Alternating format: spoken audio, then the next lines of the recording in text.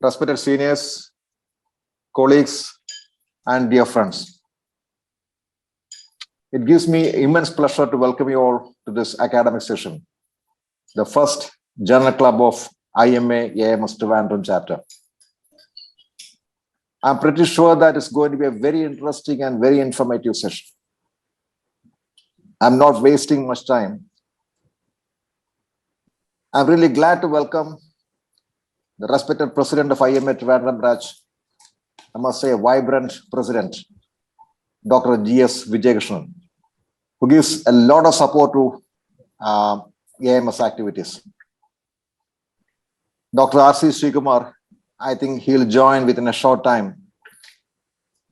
He's also one of the discussants today. He's the Kerala State Chairman of AMS. We are really fortunate to have Dr. Padmanabhan sir and Dr. Anju.K.Kanmani as coordinators. Dr. Padmanabhan sir is a very senior pediatrician. He is the head of the Department of Paediatrics, PRS Hospital.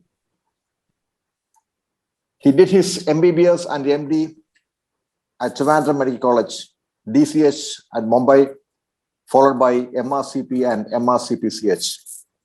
He's a person with vast teaching experience and published various papers in index, international and national journals.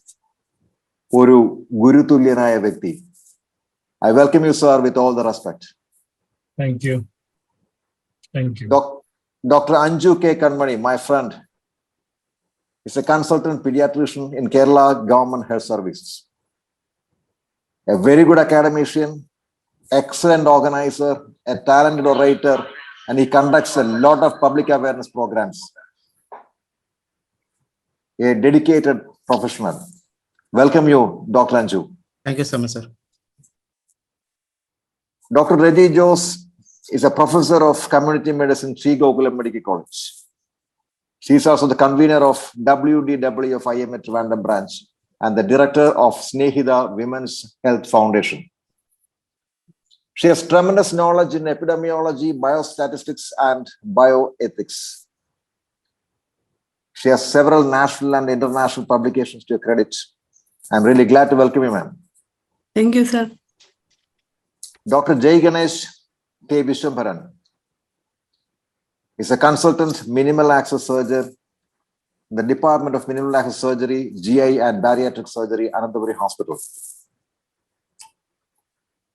I'm really happy to welcome you, Dr. Ganesh.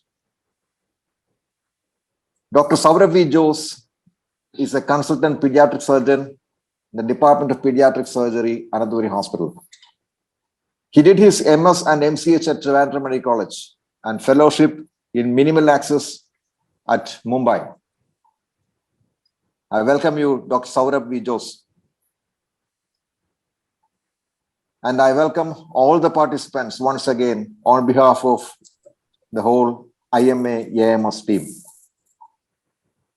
Before I hand over the mic to Dr. Anju.K.Kanmani, I request respected President Dr. G.S. Vijaykrishnan to speak a few words. Over to you, Dr. Vijaykrishnan. Thank you. Respected AMS Chairman of IMA Trivandrum, Dr. Pradeep Kadamun, sir. AMS Chairman, Dr. R.C. Sreekumar. Convener of AMS, Dr. Ananthapuri, and respected coordinators, Padmanabhan sir and Dr. Anju.K.Kanmani, and respected discussants and dear participants. IMA സംബന്ധിച്ചിടത്തോളം ഇതൊരു പുതിയ chapter നമ്മൾ തുറന്നിരിക്കുകയാണ്.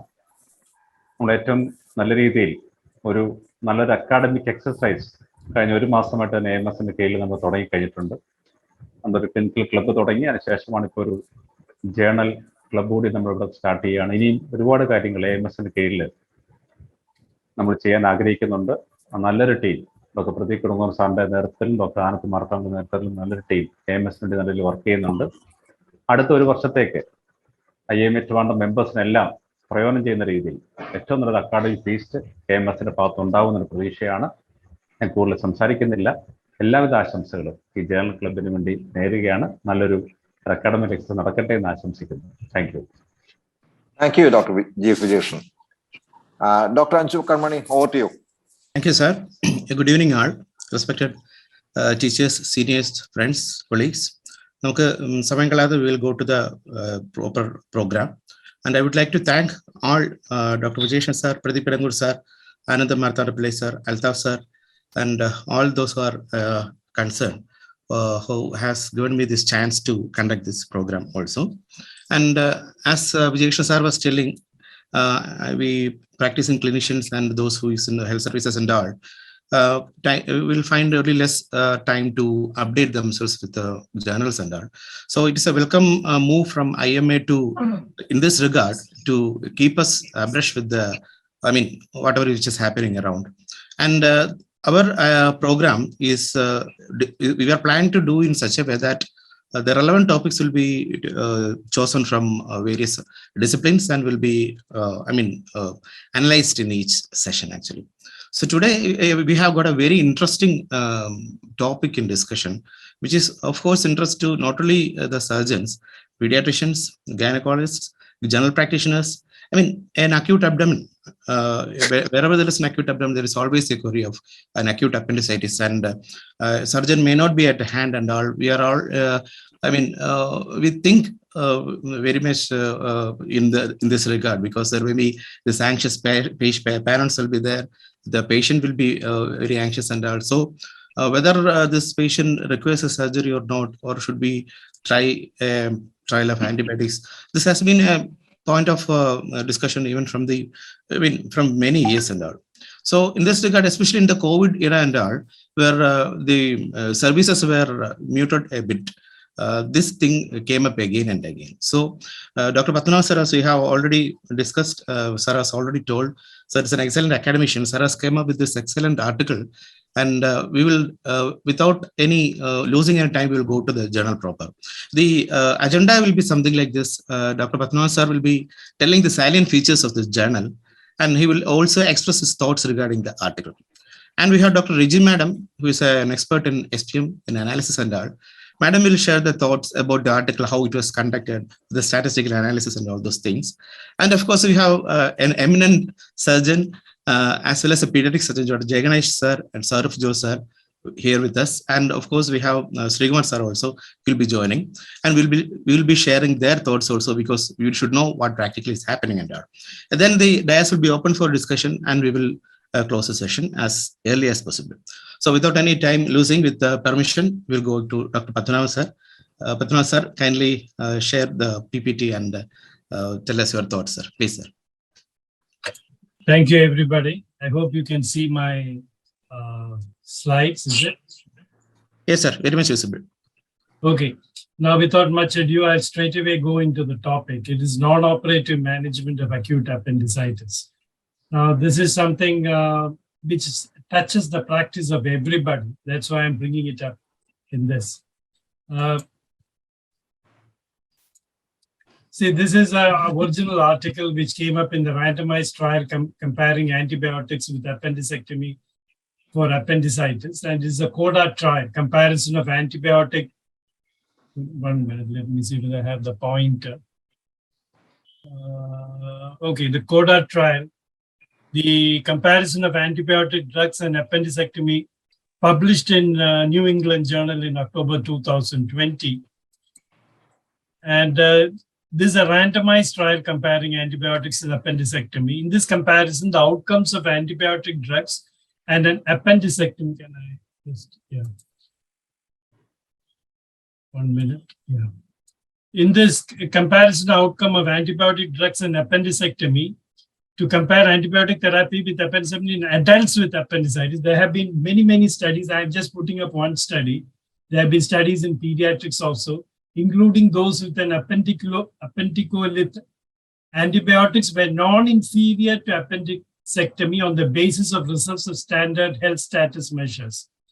See, appendicolith is a calcified. Sometimes you find the fecal matter calcified inside the appendix. Sometimes you see it in normal X-rays also. But when there is appendicitis and appendicolith, the failure of medical treatment is more. That's the usual thing. In this randomized trial of antibiotic for appendicitis, antibiotics were non-inferior to appendicectomy on the basis of results of commonly used measures for health status at 30 days. Okay.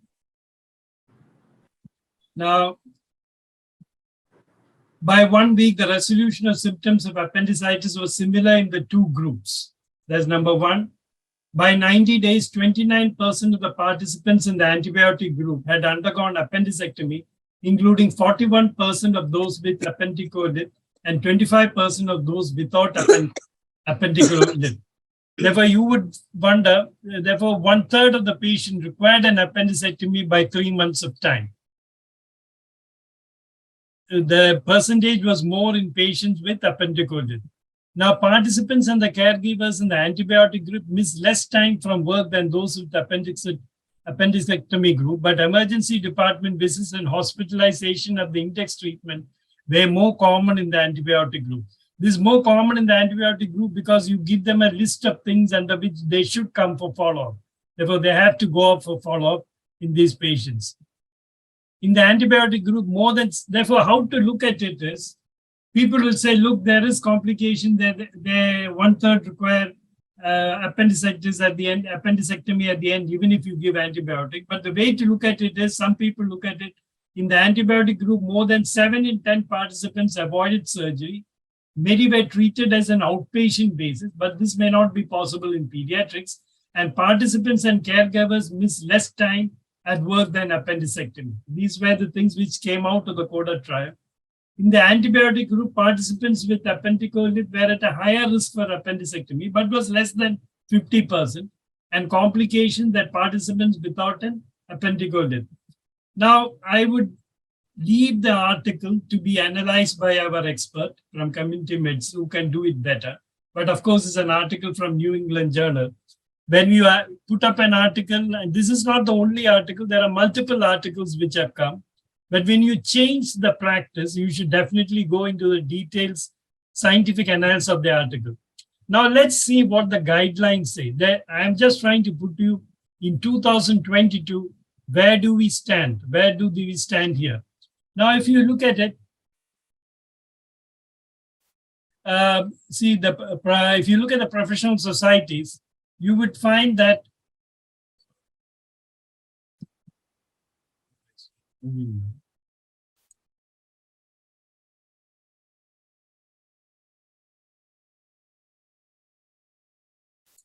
it's not moving.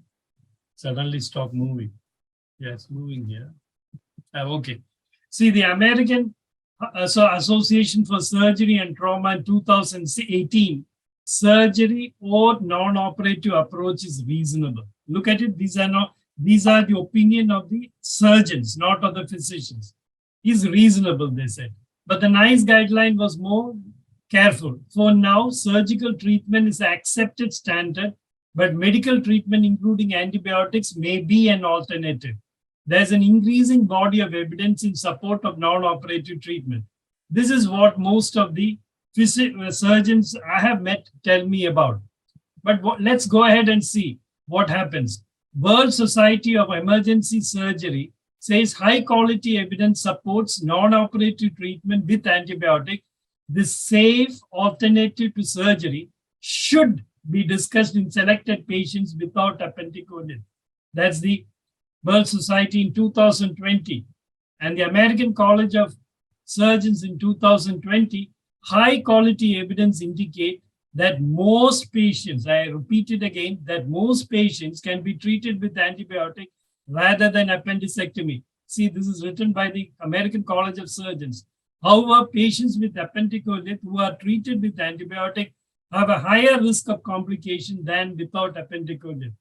Now, this is very important to remember what the high quality evidence indicates, approved by the surgeons. Now, the most important point which struck me was guidelines from professional societies changed from appendicectomy being primarily recommended, as we do. We recommend, I myself recommend only appendicectomy. I don't even discuss with the patient the choice of antibiotic treatment. It has shifted from that to non-operative treatment now being endorsed as a safe first-line alternative. Read the sentence again. carefully. Guideline for Professional Society changed from appendectomy being the primary recommended in 2015 to non-operative treatment being now endorsed as a first-line alternative. Now, up to date is what now everybody reads. Therefore, they have used certain selective points before you do it. You know, the abdominal pain should be less than 48 hours. This opinion of up to date, normal C-reactive protein. They say that you have to have a selected patients in children. In children, it's more dangerous. That's why the appendix diameters should be less than 1 point on imaging, no preoperative concern or rupture based on clinical finding. But these are not there in majority of the guidelines given by other association. Not non-operative treatment, especially appropriate in children who meet the above criteria and who have comorbidities that raise the risk of appendicectomy. Therefore, if they don't have comorbidities like the patient mentally retarded or very young child, etc., you can go ahead with, even in children, you can go ahead with this. Now, the very important thing is that even today, though there's non-operative treatment is advised, it's only for the first episode of appendicitis.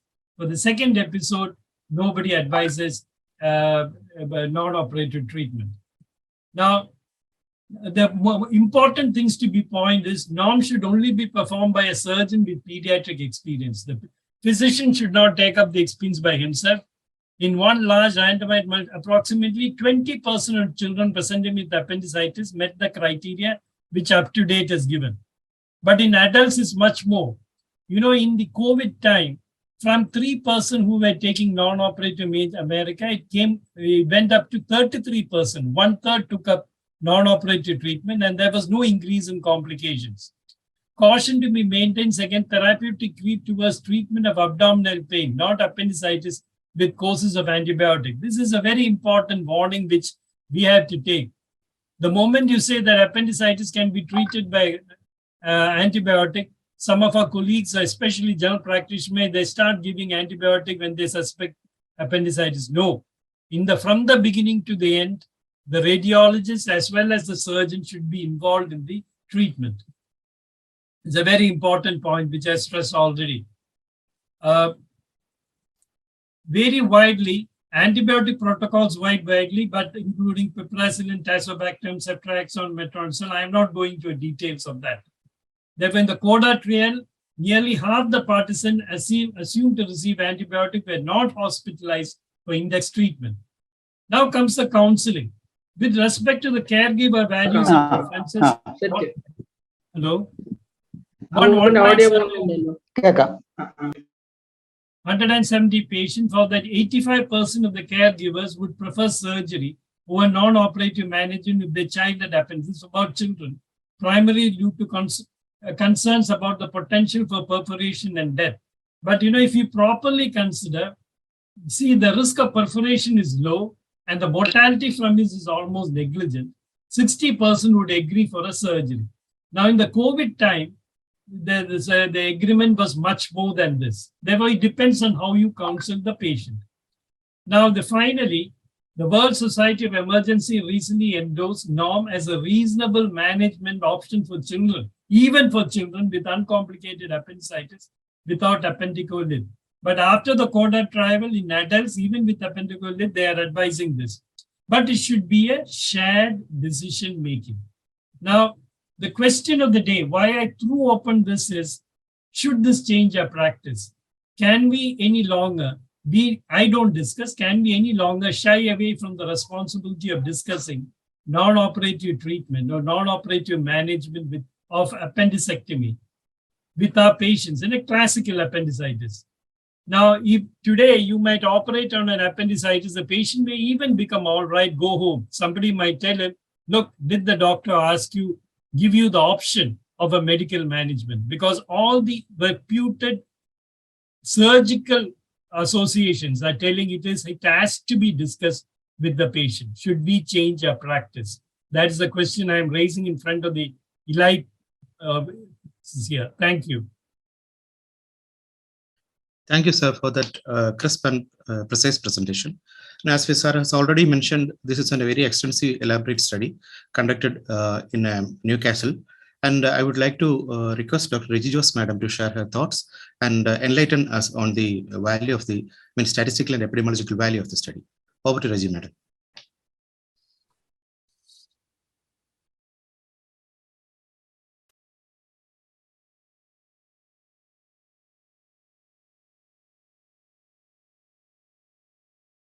As she unmuted.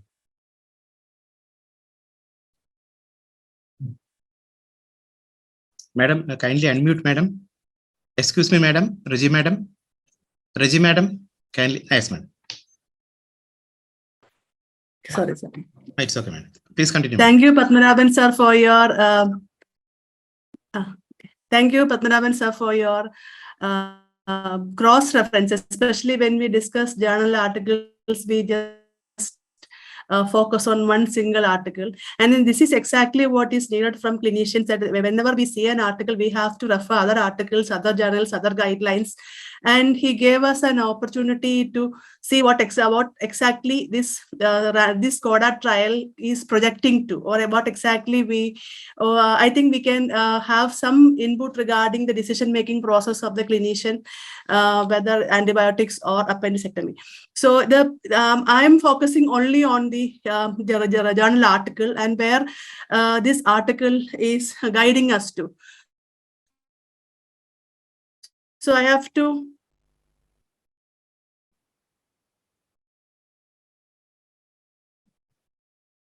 One is antibiotic therapy and other is appendectomy. So they are comparing antibiotic therapy and appendectomy, and the study they describe it as a pragmatic, non-blinded, non-inferiority randomized trial. So I wish to explain a bit more regarding what is pragmatic trial, what is non-blinded trial, what is non-inferiority trial. So see, this is something, when you talk about clinical trials, we tend to think that clinical trials are same, but it is not. This is a special kind of study where we can say non-inferiority trial. I'll explain that later. So pragmatic RCTs means assess effectiveness of available medical expertise, medical medicine, while explanatory RCTs assess efficacy of investigational medicines. So here we are looking at actual clinical scenario. The decision makers are patients, clinicians, policymakers in the real world setting. So this is a special kind of clinical trial, that is pragmatic trial, which aim to change the practice if the trial comes out to fit the criteria and fit the whatever the researchers wanted to tell. So this is a pragmatic trial, and the other one is explanatory trial. That is exactly the drug trials are on. That is investigational medicines in ideal conditions. They are checking. See, two medicines are comparing. So this is something different. Pragmatic trials are being conducted in clinicians, and the trial does not randomize individuals. Trial can randomize hospitals. This study has 25 collaborative centers. So study can always randomize hospitals, clinicians, some days. So this kind of different kinds of randomization can be possible in pragmatic trials. So whenever we talk about clinical trial objectives, something we have to know that there is something called a superiority trial, an equivalence trial, and non-inferiority trial. So these three are different. Superiority trial, where we are trying to say that one medicine or one treatment is superior to the other, or we are saying that the new medicine we are bringing in is superior to the standard medicine. So that is superiority trial, so where A or B is better. And another one is called equivalence trial, where two treatments are compared and we are saying that one is as good as the other. We can say that, for example, tepid sponging is as good as paracetamol in reducing fever, temperature, say, by 2 or 3 degrees Celsius. So this is kind of equivalence trial, where we are trying to say that the new modality is as good as the standard treatment. And this is something different. This is very exciting. That is non-inferiority trial, where we are not saying that this is a better or this is equivalent to. We are saying that this new intervention we are planning is not inferior. അതിന്റെ അത്രയും ആവുന്നില്ല, മറ്റതിന്റെ അത്രയും വലിയ കാര്യമാണെന്ന് നമ്മൾ എടുക്കുന്നില്ല. But ഇത് മറ്റതിന്റെ അത്രയും വന്നില്ലെങ്കിലും അതിനെക്കാട്ടും മോശമല്ല. ദാറ്റ് ഇസ് നോട്ട് ഇൻഫീരിയർ എന്നുള്ളതാണ് non inferiority trial. So this study is a non inferiority trial where they are comparing antibiotic therapy. Antibiotic therapy is not inferior to appendectomy. So that is the hypothesis behind, and we are rejecting the null hypothesis. So whenever we talk about hypothesis testing, we always talk about p-values. So in these 3 trials, the when you look at the p-values, it is different. It is not the same. So p-value can be, as always, everyone know p-value less than 0.05 is significant, but that significance does not tell us anything when you talk about clinical trial objectives, because superiority trial has a different objectives where p-value less than 0.05 is significant. Equivalence trial where once we can put it like the p-value less than, p-value more than 0.05 is significant. There is no difference between these two. And non-inferiority trial, this is the p-value, looking at p-value is entirely different. So this study has this study includes not only the non-inferiority analysis, but it also includes so many analyses. So I don't know whether this group is fit to, whether they can digest all those things, but I'll explain just one thing. Non-inferiority trial, I have explained. So here in non-inferiority trial statistical approaches, we look at only one-sided confidence interval. That is 97.5% of the confidence interval should lie entirely to the right of the value, that is minus delta, and where the delta is a margin of non. So delta means say number of hospital quality of life which compare. The comparison of the mean quality of life, the values vary between 0 and 1. അപ്പം ഈ antibiotic കൊടുത്ത ആൾക്കാരുടെ quality of ലൈഫും മറ്റേ അപ്പൻഡക്ടമി ചെയ്ത ആളുടെ quality questionnaire തമ്മിലുള്ള mean സ്കോറിന്റെ ഡിഫറൻസ്, ആ difference when you talk about non inferiority trial we have to set that difference at the beginning of the study. Here they have set the difference as 0.05 because from other studies, when compared to other placebos, when compared to different aspects of the study, the clinicians the fix the delta margin to less than 0.05. So in other words, appendectomy groupum അതുപോലെ തന്നെ antibiotic ഗ്രൂപ്പും തമ്മിലുള്ള quality of ലൈഫിന്റെ സ്കോറിന് 0.05 കൂടുതൽ വ്യത്യാസം ഉണ്ടെങ്കിൽ അവർ പറയും അത് സിഗ്നിഫിക്കന്റ് അല്ല എന്നും, കുറവാ വ്യത്യാസമെങ്കിൽ അത് സിഗ്നിഫിക്കന്റ് ആണ് എന്നാണ് ഇതിന്റെ ഇൻഫറൻസ്. ഒന്നുകൂടെ പറയാം. So in non-inferiority trial, the aim is to show that the experimental treatment is not not worse than the standard treatment. മറ്റൊന്നിനെക്കാട്ടും മോശമല്ല എന്ന് മാത്രമേ പറഞ്ഞുള്ളൂ, മറ്റൊന്നിനെക്കാട്ടും നല്ലതാണെന്ന് ഇതിനകത്ത് പറയാൻ പറ്റുന്നില്ല. In the scenario of COVID-19, this study is conducted in the scenario of COVID-19 and difficulty in hospitalization, and this study aims to show that antibiotic treatment is not inferior to appendectomy. So this is the confidence interval of non-inferiority. When you talk about confidence interval, so this is the line of there is treatment difference. So delta is the set thing that we keep at the beginning of the study. Here the delta is kept as 0.05. So our aim is to see whether the delta is less than minus 0.05, and the confidence interval and the upper end of the confidence interval also should be less than the 0.05 margin. Then we can say that non-inferiority is demonstrated. So this is how they have randomized. So primary outcome, 30-day health status, EQ 5D scoring 0 to 1. Okay, so there are other secondary outcomes also. Patient reported resolution symptoms, absence of pain, tenderness, fever, serious adverse events, complications, appendectomy in antibiotic group, അതുപോലെ തന്നെ appendicolic patients. All these things are secondary outcomes. They have different kinds of analysis. And here the primary analysis was in when you talk about statistical analysis in clinical trials, we have 2 types of analysis. One is intention to treat analysis and other is per protocol analysis. Intention to treat analysis means whenever we do the analysis in a in a clinical trial, we are including all those who we have included in the randomization. So this study had 776 patients in both arms. So we are including all these 776 patients for the analysis.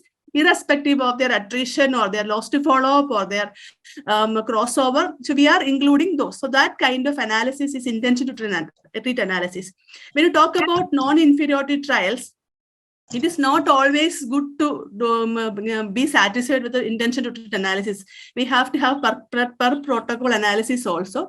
And here this means whoever has completed the treatment, whoever has remained in the antibiotic group and whoever has remained in the appendectomy group, their output is compared in per protocol analysis. That is, we are not including everyone who was being randomized in the initial part of the study.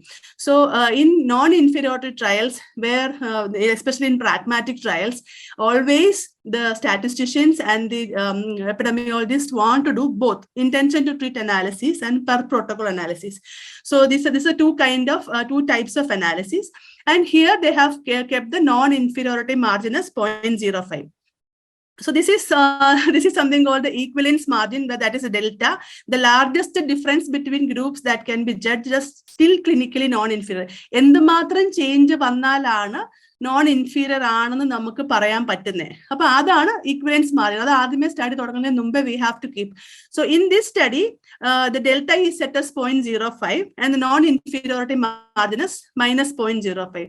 അങ്ങനെ ഒരു സാധനം ആദ്യമേ set ചെയ്തു. അതായത് ഇത് തമ്മിലുള്ള വ്യത്യാസം quality of life ക്വസ്റ്റിന്റെ കാര്യം മാത്രമാണ് ഈ സംസാരിക്കുന്നത്. അതിനകത്ത് ലെസ് ദാൻ 0.05-നെക്കാട്ടും കുറവാണോ കൂടുതലാണോ ചേഞ്ച്, ആ change delta change maximum expected change എന്ന് പറയുന്നത് 0.05. അത് കൂടുതലായി കഴിഞ്ഞാൽ അല്ലെന്നാണ് പറയേണ്ടത്.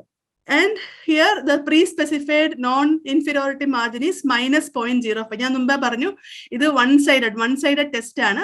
97.5 കോൺഫിഡൻസ് ഇന്റർവൽ one side മാത്രമേ എടുക്കത്തുള്ളൂ. അതുകൊണ്ട് നമ്മൾ ഒരു സൈഡ് മാത്രമേ നോക്കുന്നുള്ളൂ. minus 0.05 ആണ് non-inferiority margin കീപ്പ് ചെയ്തേക്കുന്നത്. അത് ഇങ്ങനത്തെ സ്റ്റഡീസിന് സാധാരണ നമ്മൾ പറഞ്ഞ p വാല്യൂ ലെസ് ദാൻ 0.05 അല്ല ഇത് നോക്കുന്നത്. ഇത് നമ്മൾ കറക്റ്റ് ആയിട്ട് നേരത്തെ pre-specified value and pre specified value എടുക്കുന്നത് ക്ലിനീഷ്യനാണ് തീരുമാനിക്കുന്നത്. എത്ര വ്യത്യാസം വന്നാൽ അത് ക്ലിനിക്കലി മീനിങ് ആണെന്നുള്ളത്. അല്ലാണ്ട് പിന്നെ പഴയ സ്റ്റഡീസും അതർ സ്റ്റഡീസ് ഒക്കെ കൺസിഡർ ചെയ്തുകൊണ്ട് ദേ keep the non inferiority margin as say ഒരു ഫിക്സ്ഡ് നമ്പർ ആദ്യമേ നമ്മൾ പ്രോട്ടോകോളിൽ തന്നെ പറയും.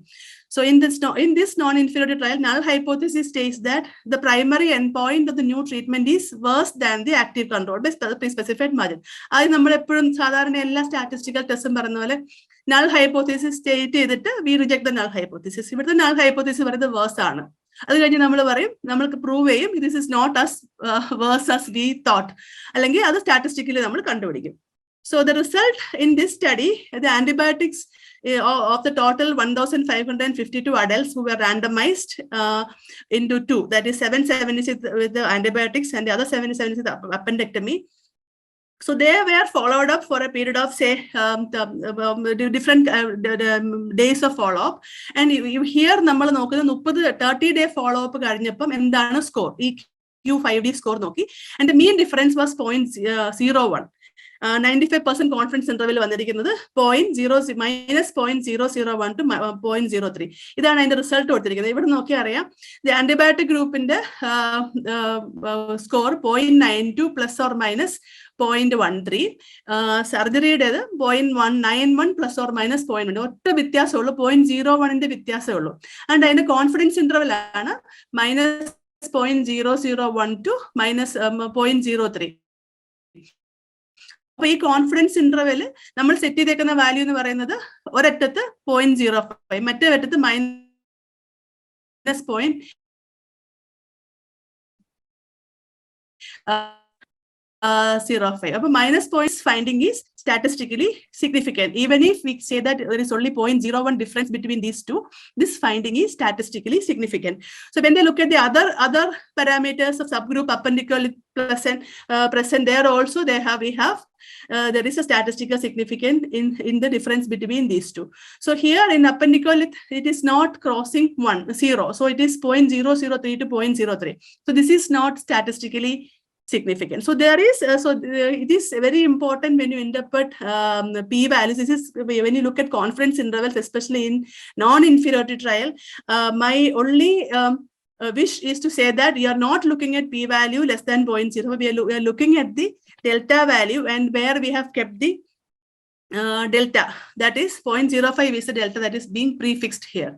And when you look at the other studies also, we have different analysis, and all these things are, all these analyses are, see, you're not looking at only one thing, that is, you're not looking at the quality of life at 30 days, you're looking at different parameters and different kinds of variables we are looking at. So we have to do different kinds of analysis, and this is a non-inferiority margin. So here, if you say that if it is less than delta and it is less than 0, you can say that this new treatment is better than the other one.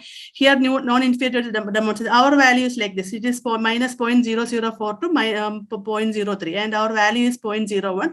And it is we have demonstrated non-inferiority.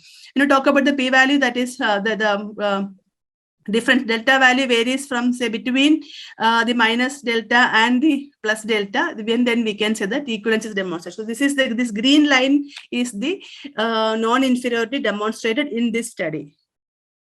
And there are other analyses also in this study where the adjustment for the treatment group, recruitment size, appendicitis statistic, us and where appropriate, binomial regression with the log link. This is none other than logistic regression, that is calculate the relative risk of binary outcome. So when there are binary outcomes, they have done a logistic regression, they have done a Poisson regression with a robust standard errors for the calculate rate ratios and count data, that is rate of surgery, rate of hospitalization, rate of recurrent hospital visits. So they have used Poisson regression, they have used linear regression for continuous outcomes, effect size and corresponding 95% confidence intervals are present for all comparison. And they have also used a Kaplan-Meier cumulative incidence curve to describe the incidence of appendectomy in antibiotic group as well as appendicolit status. So these are all analysis they have done in this particular study, and that is being described in the article. So the results in the antibiotic group, 29% had undergone appendectomy by 90 days. The second part of the result, and including 41% of those with appendicolit and 25% of those without appendicolit. So with the adjustment of the treatment group, recruitment size, and appendicolit status, so binomial regression with the log link, I don't know whether we'll skip this. So this is the Kaplan-Meier's curve that is comparing the overall overall surgery rate according to the number of days of observance, and appendicolit is absent, that is a blue line, and the black line is the overall, and where the appendicolit is present, there are more.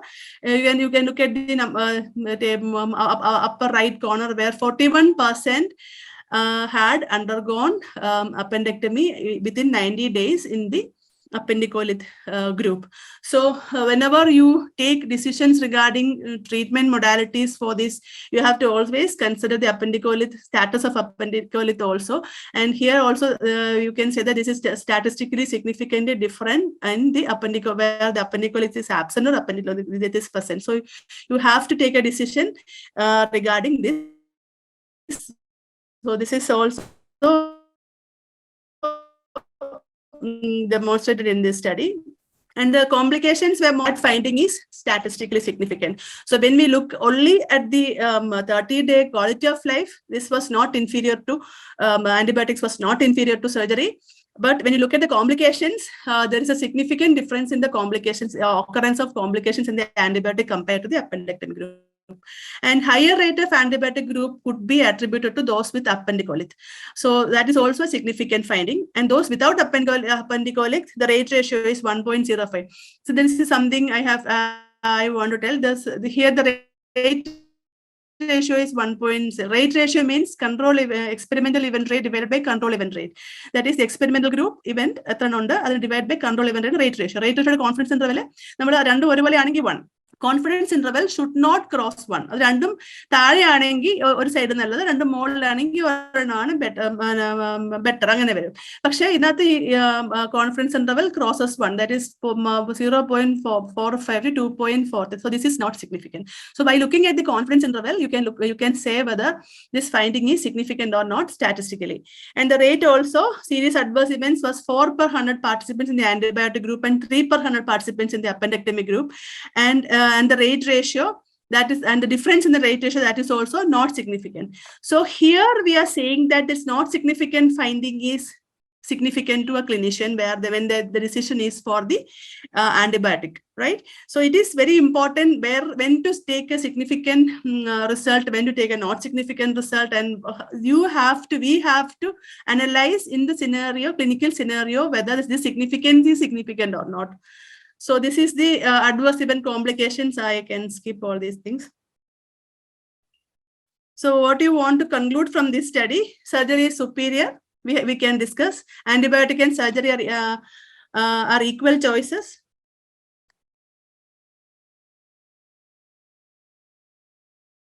Antibiotic are not inferior to surgery. Treatment of choice is in appendicolith, which is more cost effective for the patient. And it is shown that multiple hospital entries, hospital visits, emergency room visits are seen in the antibiotic group. So we have to discuss all these things. And when you talk about p-values, do not always trust p-values. Take informed decisions.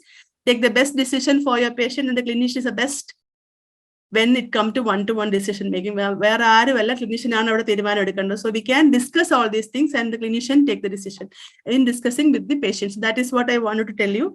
And to conclude, just ഒരു കാര്യം കൂടെ, നമ്മൾ സാധാരണ clinical trials വായിക്കുമ്പം അല്ലെങ്കിൽ clinical trials നമ്മുടെ എപ്പോഴും വിചാരം നമ്മൾക്ക് 2 p-വാല്യൂ, അതായത് ഒന്ന് മറ്റേതിനെക്കാട്ടും നല്ലതാണ് മോശമാണെന്ന് നോക്കാനുള്ളതായിരുന്നു. അങ്ങനെയല്ല, ക്ലിനിക്കൽ ട്രയൽസ് 3 തരമുണ്ട്. അതായത് ഒന്ന് സുപ്പീരിയോറിറ്റി ട്രയൽ, ഒന്നിനെക്കാട്ടും നല്ലതാന്ന് പറയുന്നത്, ഒന്ന് equivalence trial, one is as good as other എന്ന് പറയുന്നത്. Third type is non-inferiority trials, where we are saying that the new modality is not worse than the compared to the standard treatment. So we are concluding that antibiotic therapy is not worse modality compared to appendectomy. So that is all about the analysis part. I think we can discuss after this thing. Thank you so much, madam. I think it was an excellent presentation and precise, but we have made that complicated things very simple, and it was very easy to understand, honestly. And of course, there are many nuances now. Actually, we are all a bit confused, because Padmanabhan sir has told us that this antibiotic treatment is non-inferior to surgery, and madam has told that it is statistically significant also.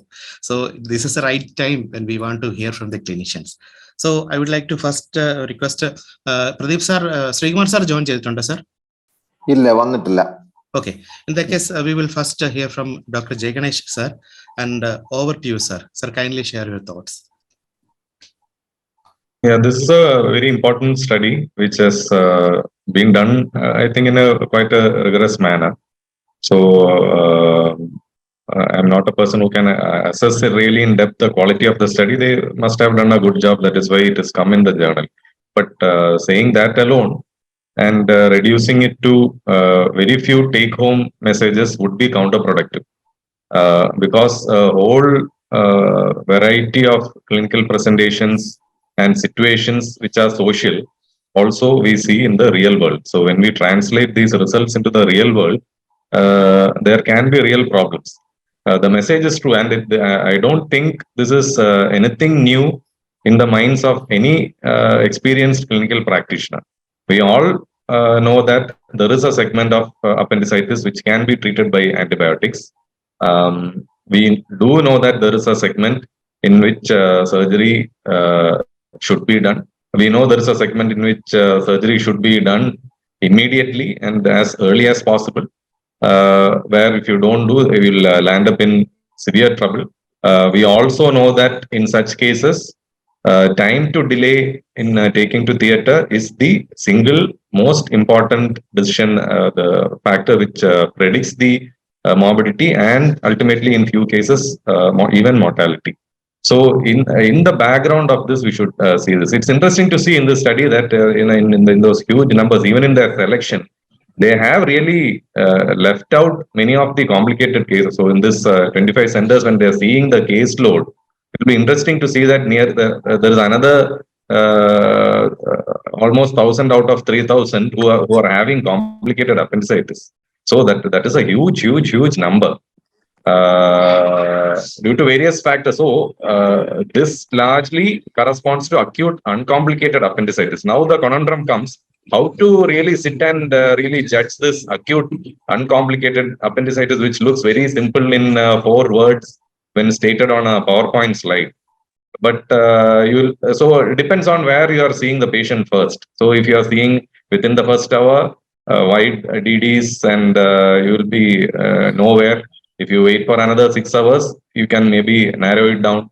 If you admit the patient and observe, and then by the next day, without even any testing, relatively clinically, you will be able to make out. This was the older scenario, and which still holds good in many cases, to either prevent over treatment or under treatment. A very underutilized concept is a surgical observation of such a patient and then to decide. I'm speaking more in terms of adults, even in pediatrics also, where we have seen cases where small children comes with perforated diffuse peritonitis, etc. It becomes a worrisome problem. So this is there in the root of everybody's mind.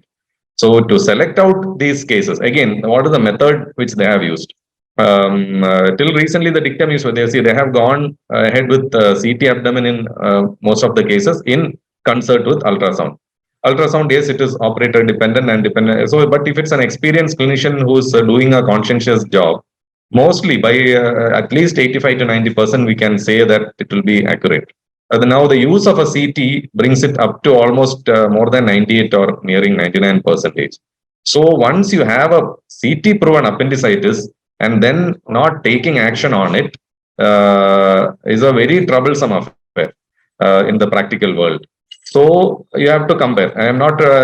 We do treat patients with antibiotics itself, but we have to keep a watchful eye, monitor the patient, see for any deterioration, and treat accordingly. So there is always a period of observation to make sure that again, one other thing is this diagnosis of appendicitis itself is not very clear. So that whole assessment thing should be going on. Only when we go in and we see a clear-cut picture of an appendicitis can we be confident that yes, there is an appendicitis.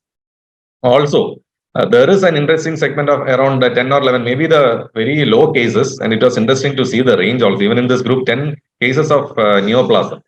So it is not that all appendicitis is a simple appendicitis with just a routine etiology. So of that, ranging from 20 to 70 years old, 8 are carcinomas. 1 is a mucosal. So I learned something that, okay, we always used to think a younger age group, we shouldn't think. So now this is again making me more cautious that, okay, even in young age, we should keep malignancy in mind.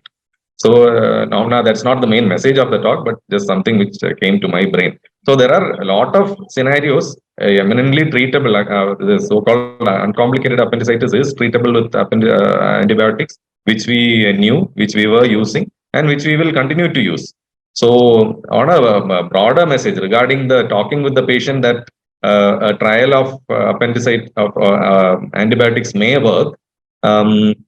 If all goes well, I think it should be agreeable for everybody. The only question is when it fails, then how will the scenario be? Having said that, there was a trend of there is a trend of actually people not really taking up appendicitis on a very brisk basis.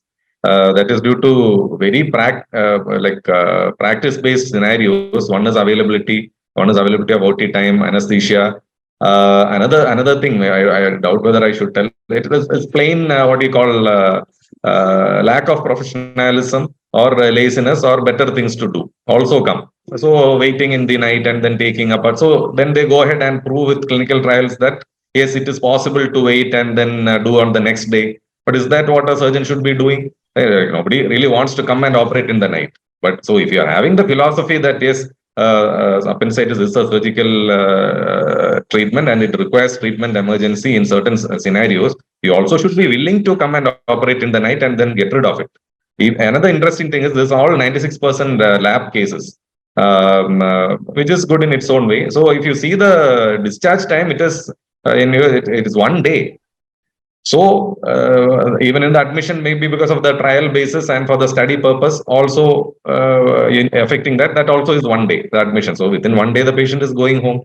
Oh, in the real world, the only thing which matters is cost. Like I'm a son of a surgeon. So I remember in my childhood when my father used to take me, we'll go to the bakery we'll be in the car, we'll go to the hospital, we'll be sitting, reading one Balrama and eating one bun or this one. By that time, okay, one appendix is done. So that was the scenario. What is the cost? Nothing in government hospitals. Now in many government hospitals, they are not operating. I don't know why, but many government hospitals, they are not operating. So then the patients run around, go this side, that side, get several opinions, then come to this. By then, whatever has to happen has happened. Cost is a real one. Now it is not, I cannot tell it's cost effective. All the hospitals are charging over the board. For it should be relatively simple for people to access. Then they'll really take it up. Anybody know what GA laparoscopy? Nothing is needed. A good experienced person can, in a well proven with anatomically localized, we can do it even under local. Why are people not doing it?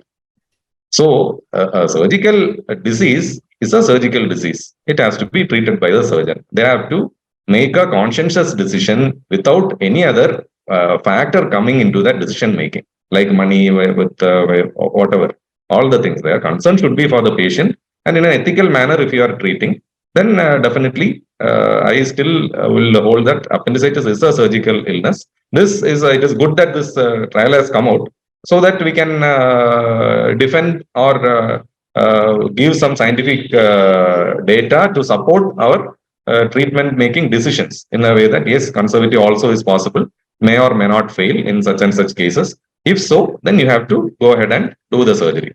So on a simplistic level, on a layman level also, they will think that yes, doctor has seen it, he has judged it, given a treatment, it is not working, and then he has gone ahead.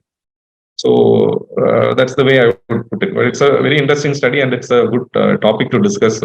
A whole lot of complexity associated with it. All practicing persons will realize the difficulty in really giving the advice to the parents, especially parents.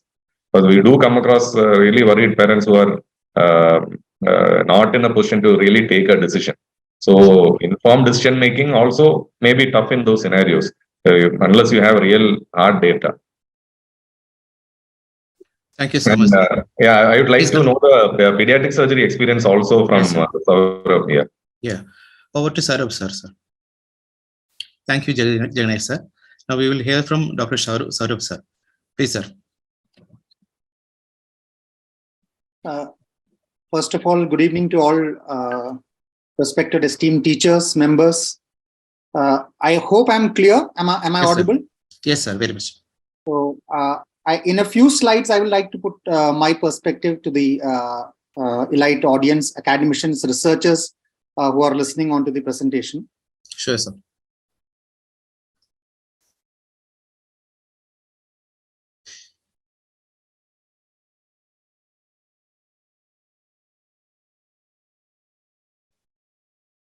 Is it visible? Yes, sir.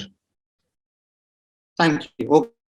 So I think this trial is what has brought us all here. The CODA trial that was published in the New England Journal of Medicine at the height of COVID in November 2020. Now, after going through the article in detail, there are a few observations that I wanted to share. Already a lot in detail has been mentioned regarding the p-value, significance, and all. Just a few observations.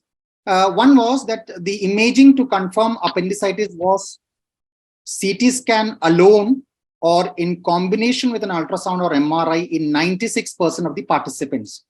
So any non-operative modality guidelines for pediatric surgical practice would have to factor in the fact that a lot of radiation would be unnecessarily be given to children for diagnosis, or there has to be a separate diagnostic guidelines instead of what was practiced in this article. Because we can see CT alone was used for diagnosis in around 80% of patients for the diagnosis.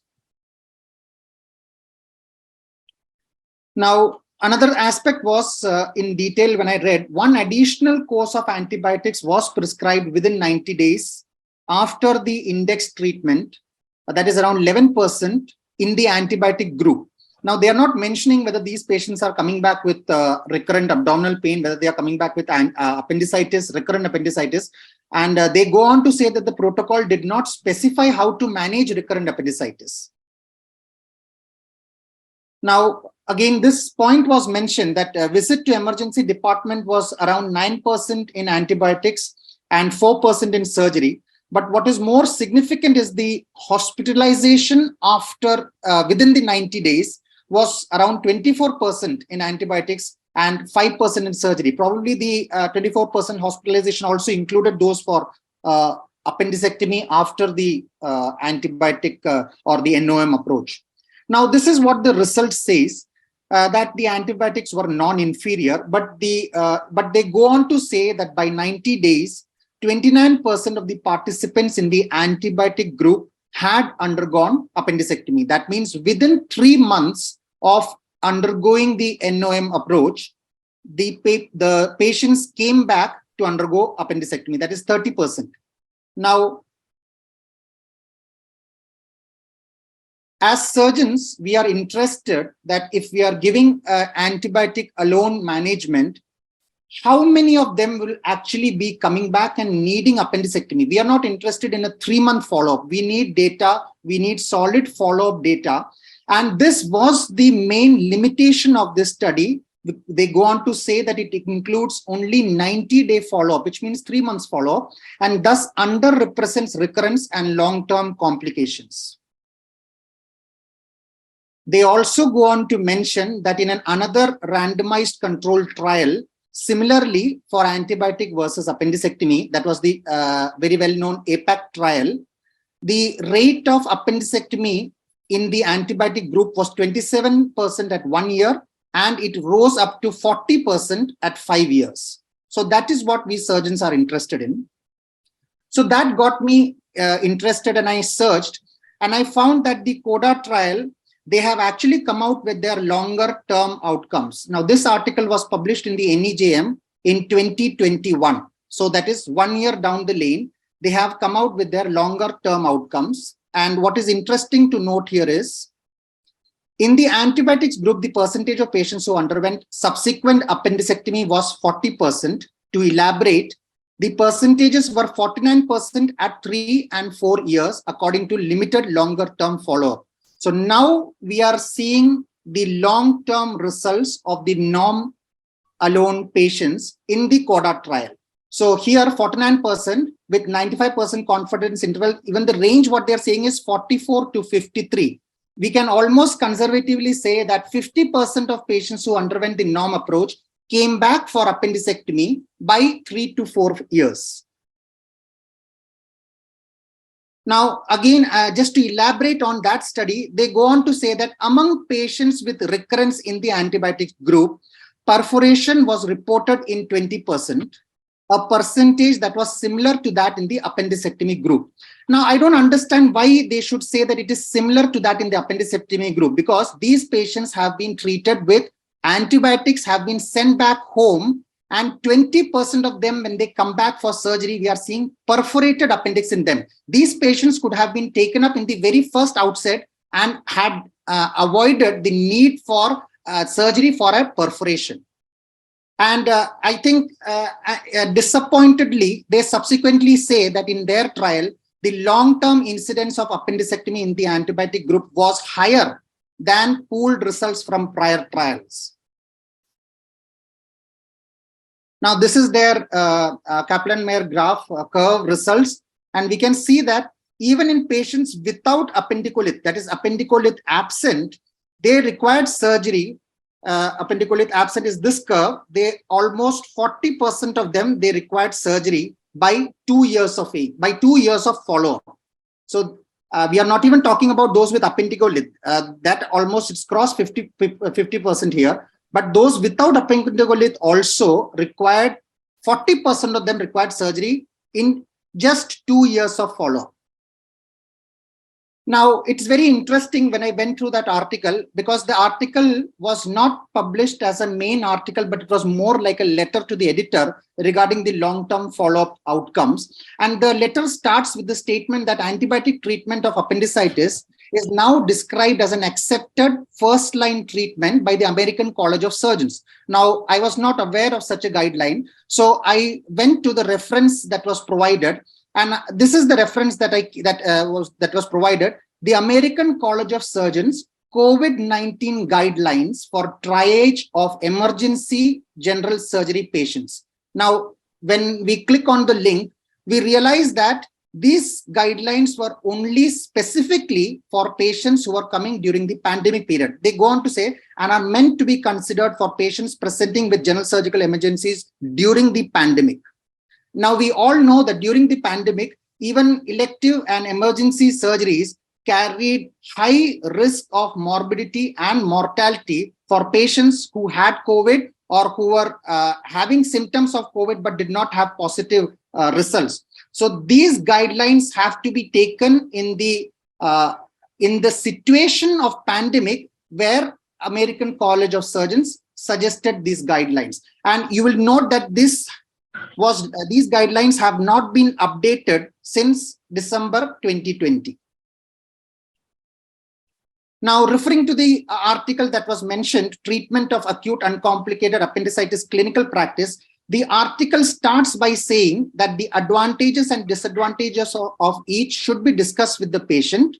Over 5 years, 30 to 40% of the patients who received antibiotics will undergo appendicectomy. And as a matter of fact, this article was the primary author of this article, Dr. David A. Talon, was one of the authors in the CODA Collaborative. CODA Collaborative, David A. Talon, he was part of the CODA Collaborative initiative, and they came out with this clinical practice guideline in 2020, saying that the failure of norm approach is as high as 30 to 40% at 5 years of follow-up. And as recent as March 2022, Management of Acute Appendicitis Long-Term Outcomes, let me quote from the article, it says that after the CODA trial, Davidson, that is Gianna Davidson, who was the primary study coordinator, has reported that by 4-year follow-up, approximately 50% of the patients who had originally received antibiotics underwent appendicectomy. These findings may lead patients with acute appendicitis to question an antibiotics-only approach. Now, again, going back to the CODA article, this is line from the article which says that these data may be particularly relevant during the COVID-19 pandemic as patients and clinicians weigh the benefits and risks of each approach.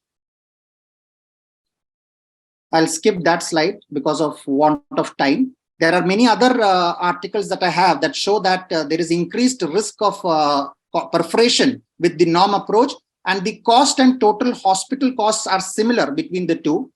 And Dr. Padmanabhan sir mentioned about the WSES guidelines regarding pediatric patient. Now, I looked up that article too, and they say that their recommendation that in children with uncomplicated appendicitis in the absence of an appendicolith, it can be advised that a norm can be advised. Now, they commit that the quality of evidence is moderate and the strength of recommendation is weak.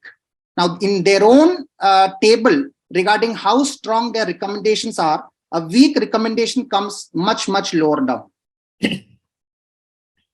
So the take-home message is acute uncomplicated appendicitis is cured with prompt appendicectomy, which is the rationale why an early operation has been the standard of care. The high failure rate of norm, that is 50% requiring surgery eventually in a 4-year follow-up period, and the need for subsequent long-term follow-up of these patients should be discussed upfront with patients or parents who are asking about antibiotics for the management of appendicitis.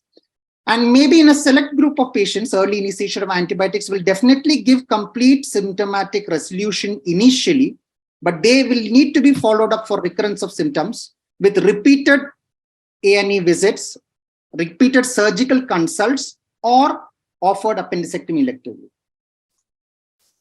So this is actually the virtual news press release that the CODA trial principal investigators, Dr. David A. Flunn and Gianna Davidson did. So sitting in their cozy offices during the height of COVID, they published these results, and they, in this YouTube presentation, they commit that we were forced to present this article much early, within a short period of 90 days, because of the presence of the height of COVID and the need for non-operative management of patients. Thank you. Thank you so much, sir. Can I come in a little minute? Or somebody else is there to speak? Yeah, sir. Dr. Sreekumar sir has joined also. Shall Okay, we let him. hear from him also? Yeah, Over to yeah. Sreekumar sir. Please, can you please Yes, contribute? I'm here. Sorry for being late. No issues, sir. I was in an emergency case just now. I'm free. Sorry. I apologize for that. Regarding this paper, I do support the points raised by Saurabh, Dr. Saurabh, because see, we are living in an era where antibiotics are more important and costlier than the procedure as such. So if it's a true appendicitis, many studies says that more than 30-40% of people will come with a recurrent appendicitis, which needs further treatment or antibiotics, something like that. But a simple appendectomy will solve the whole problem.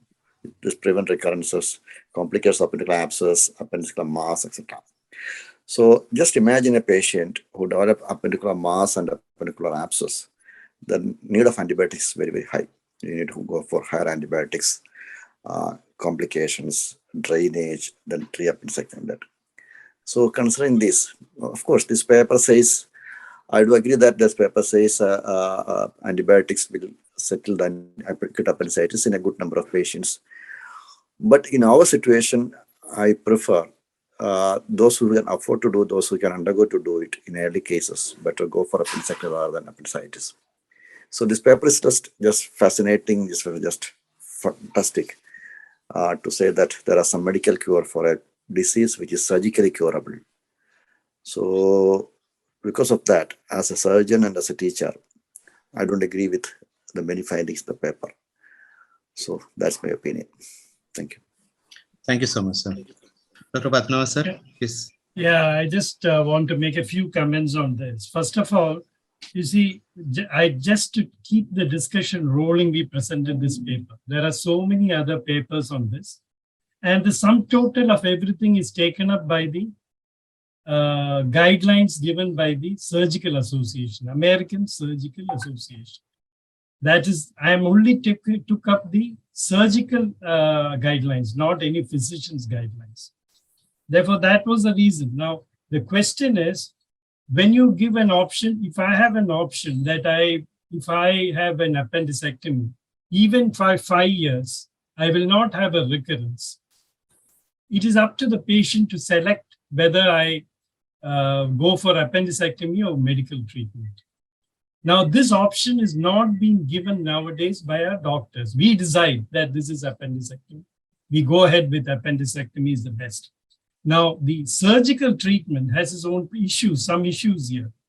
Now, in majority, even in the West, they say, where appendicectomy is done, in the majority of places, it is a clinical diagnosis done by a general surgeon in pediatrics even, without a CT or even an ultrasound, which is reliable. And the negative appendicectomy rate, that is very important point, which will not happen in the antibiotic group, is also as high as 30 to 40% in certain rural areas, even in the West.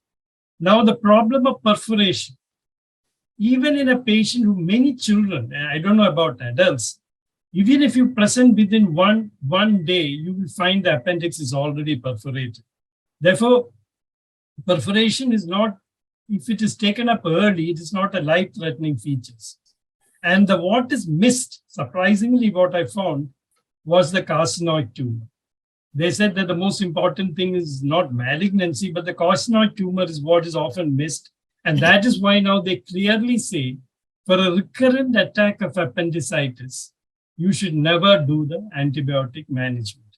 Therefore, the point here is, have we come to the point in which our management has to be changed in the way we have to discuss with the patient, especially in private hospitals, where they are very much now, whatever written in the American Surgical Society, everything, when I presented this in the IAP conference, one senior professor said the same thing. Appendicitis treatment is surgical, and therefore we will go for surgery. But within 4 years, the Nelson's pediatric textbook is going to come out with a very clear statement that the physician should discuss the possibility that if you avoid, within 1 year, it will avoid 30% and 50% by 5 years. Some of the patients may take it up, especially if you have an exam coming up within 2 days or 3 days. Such an option we never discussed. That was the only thing I wanted to follow up. And I also wanted to emphasize that the recommendations of the American surgical associations have changed. That's so 2 points and that is not based purely on this article. Please understand that. On the subsequent articles also. Thank you, sir. Sreekumar, sir, do you want to contribute or comment on that point, sir? Actually, sir, can Jaiganesh, sir, could you tell something on that point or anything more, sir?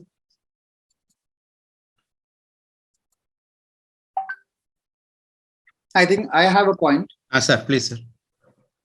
Yeah. So right now we are living in a community, in a situation where a lot of litigations are also coming up. So we have to see the aspect of non-operative management with regard to issues regarding medico-legal aspects also.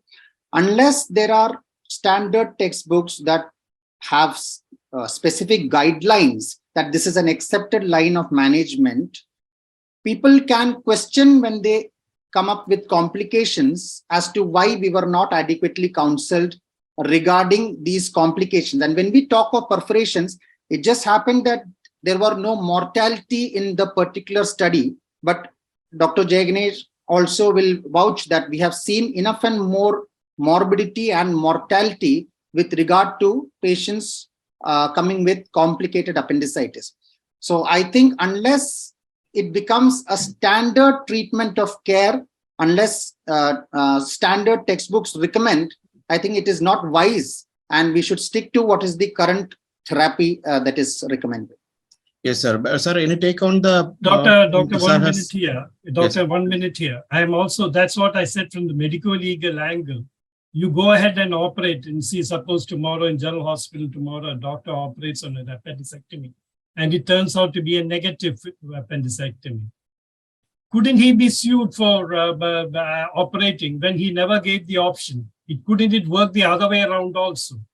And no, I can assure what more, let me finish it. What more you want as evidence when all the leading American surgical associations have already given in their guidelines? It is not the medical physicians. What more evidence do you want? That's what I was just wondering. If I can read it, see I'm not able to open the. See, if you look at the American Association of Surgery for Trauma, World Society of Emergency Surgery, American College of Surgeons, 2020 says high quality evidence indicate that most patients can be treated with antibiotic rather than appendicectomy. This is their recommendations on their guidelines. What more evidence do you want to support your decision? That's one thing.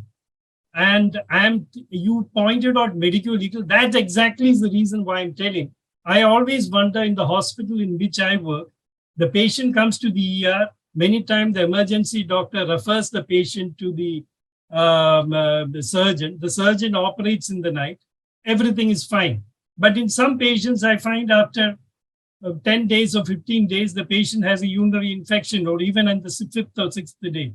I have a wonder whether this was really appendicitis or was just a UTI. Now, there are a lot of negative appendicectomy also. Therefore, it can work both ways. Therefore, we have come to a point where we cannot just say, this is appendicitis, I will operate. You will have to give them the choice. If I am told that we will give you medicine, 50% chance is there in 5 years to escape appendicectomy, a good number of them might choose the non-operative management. If you don't give them, that can itself become a medico-legal issue. That's my only issue that I'm trying to point out. Okay, sir. Saurabh, sir. Yeah, regarding the first part, the American College of Surgeon Guideline 2020 was what I referred to in my presentation, that those guidelines was during the height of pandemic of COVID-19. And I think in Trivandrum, given the current situation now, when all routine surgeries have gone back to being normal, I think sticking to guidelines that comes at the height of pandemic would not be the appropriate way of management. I think the Indian Association of Paediatrics and the Indian Association of Paediatric Surgeons have to look into this matter. But going blindly on American College Surgeons guidelines that they gave specifically during the height of pandemic, because at that time, operating on patients with appendicitis would have had more consequences. That is what. Thank you, sir. Okay. Saurabh sir, one point that we were discussing here is regarding the point of discussing with parents regarding the choice of treatment and those things. So yeah. I think that was Padmanabhan sir's point. That was so. Would you like to agree with that, or Saurabh sir? Absolutely. I think we should tell them that the alternative to surgery is antibiotics, which would necessitate that up to 50% chance that they might do without the need for surgery. But the remaining 50%, that half of the kids would necessarily come back to the emergency department for all complaints, all symptoms. It could be fever, it could be vomiting, lower abdominal pain, even urinary tract infection. The parents would be anxious that whether it is the recurrence of appendicitis. So you can imagine the number of hospital visits, and they would not be satisfied with just the emergency physician convincing them. So repeat surgical consults, all that would be required when they come back with these symptoms. So yes, sir. Versus doing laparoscopy and discharging them the next day. That is what I'm trying to say. Sir, so I mean, it is worthwhile. I mean, it is worthful that you discuss everything like this, the pros and cons, the percentages, absolutely, everything with the parent bystanders or with the patient before taking. I mean, a decision is made, and I mean, an option is given to the patient also or the bystanders also, right? So I think it is already 9:30. We'll wind up. 9:30 or so. And I would like to request Pradeep sir to conclude the session. And before that, the forum is open for discussion. So if anybody wants to, any doctor wants to agree, disagree, contribute, or share their thoughts, they're welcome. So we have enough time for that. In chat box, there are no questions. So I think then we'll conclude. Pradeep sir. Thank you, Patron sir, Dr. Anju.K.Kanmani, Dr. Saurabh, Dr. Jaiganesh, Dr. Regi ma'am, Dr. Sreekumar. It was an excellent discussion. Everybody has come with well prepared. I mean, all of you I could make out spend a lot of time collecting information and all the stuff. It was an excellent stuff. I really enjoyed. Serious, it reminded me of my PG days. Excellent. And I welcome all the participants. We have, even now, we have 29 participants participating in this meeting. It's excellent. Now, I request Dr. Ananthapuri, the convener, to say a word of thanks. Dr. Ananth?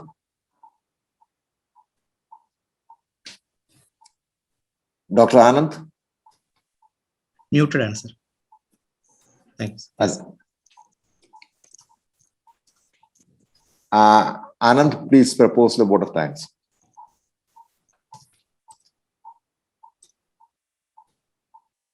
Thank you. Am I audible? Yeah. Okay, now you're audible. Thank you. As I think Dr. Pradeep has already mentioned the word, thanks to everyone. I would just want to wind up along with that. I would particularly like to congratulate IMA for taking the initiative to initiate this AMS Journal Club forum. Thanks to our president, Dr. G.S. Vijayeshan sir and Dr. Altaf, our chairman, Dr. Pradeep, for also the initiative. Special thanks to Padmanabhan sir and Anju.K.Kanmani doctor for coordinating. Dr. Regi for having gone into the depth of the biostatistics and teaching us a lot of nitty-gritties about the different types of trials and the way it was applicable to this particular one. A great insight from Dr. Jaiganesh, and I should particularly applaud Saurabh, Dr. Saurabh, who has kind of done the follow-up to the particular article, gone further and picked up the five-year follow-up and the subsequent data as well as editorials based on this trial, which honestly kind of changed the overall picture in terms of the initial discussion that we had, and then bringing out the fact that it was not just a 25 or 30%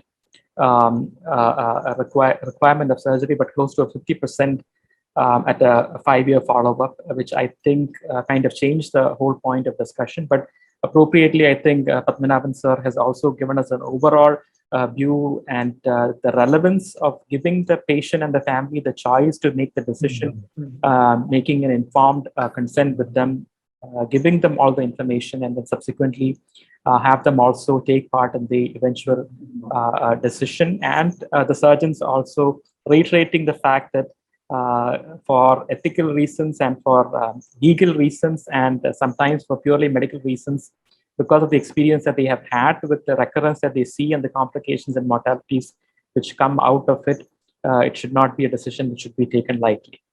Anyway, it was a wonderful discussion, and I'm sure that all those who have joined have enjoyed it. I request you to let your colleagues know about this initiative, and we'll be having one of these every month with an interesting article which will be applicable to most of us, with a similar row of academicians discussing it and helping us simplify the studies. Thank you once again to all of those who have joined us today. Hope to see you again next month. Thank you. Thank you, sir.